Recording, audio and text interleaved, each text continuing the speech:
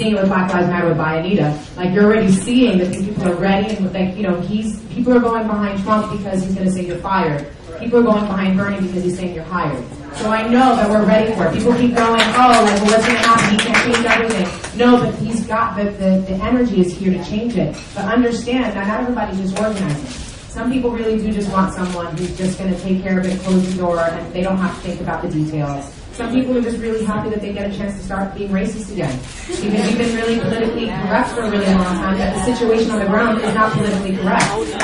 So this, you know, no matter what's going on right now, we've got a major fight ahead of us. And we can't keep watching when I'm watching, especially with the other Democratic candidate, dividing women.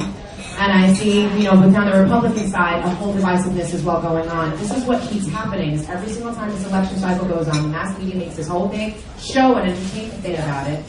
And then what ends up happening is half the country feels like they lost, and they spend the rest of the time being really sore losers and stopping progress.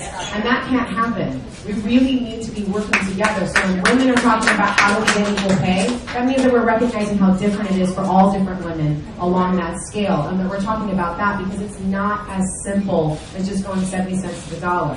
It's way more convoluted and not nuanced than that. And we need candidates who are willing to speak to the issues and get to that so that we can start figuring out what policies we need to support. What do we need to really be doing? And it's not going, okay, so in our deportation centers, we have to have 34,000 people every single day. You're just doing these large sweeps, and it's not just all undocumented people. We're talking about stop and frisk, because we're making these pretending that we're creating these legislations that are protecting everybody, but all you're doing is causing more divisiveness in the community. And I said this yesterday, and I'll say it again. You know, when Hillary Clinton was senator here, we had 2 million people who were stopped and frisked in this state.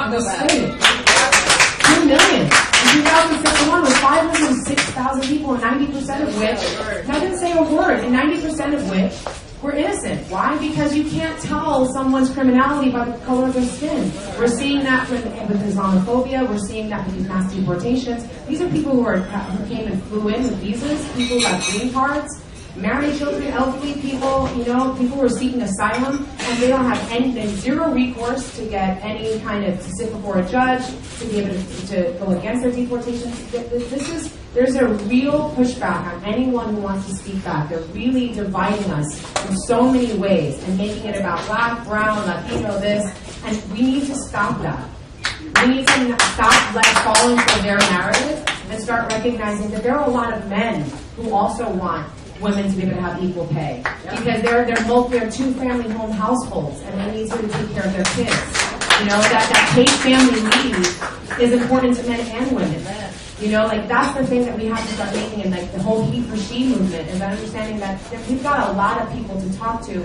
As much as it's really important for us to talk to each other, we have to continue to spread this message outside of ourselves. And that's the only way we're going to really hold our electorate accountable. If we're holding ourselves accountable.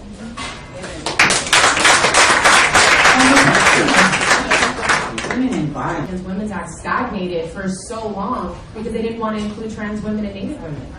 This is ridiculous. And I can tell you, the Native Indian community really doesn't vote. They don't show up because they have a very long history of understanding that they're not at the table. They're showing up for Bernie.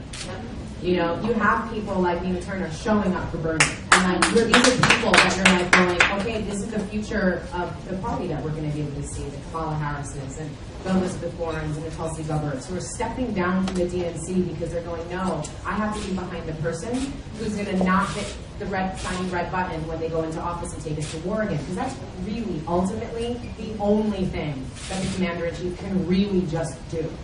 But for me, when I'm looking at it, I'm seeing someone who has dreamers already working for him and with him. That, no one's doing that. That to me is very encouraging.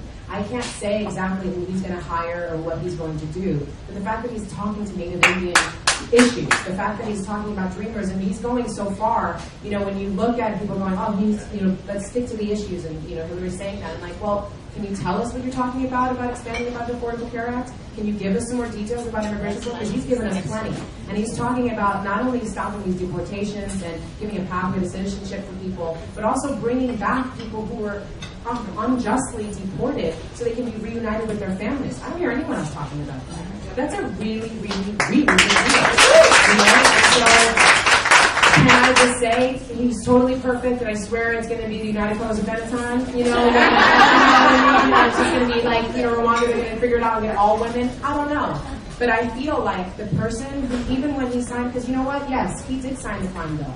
Listen to him when he talked about it and what he said about it and the foresight that he had of going, this is dangerous and this is why I'm voting for it, but these amendments have to be in place because this is wrong. He wasn't calling young people super predators that need to be brought to heel.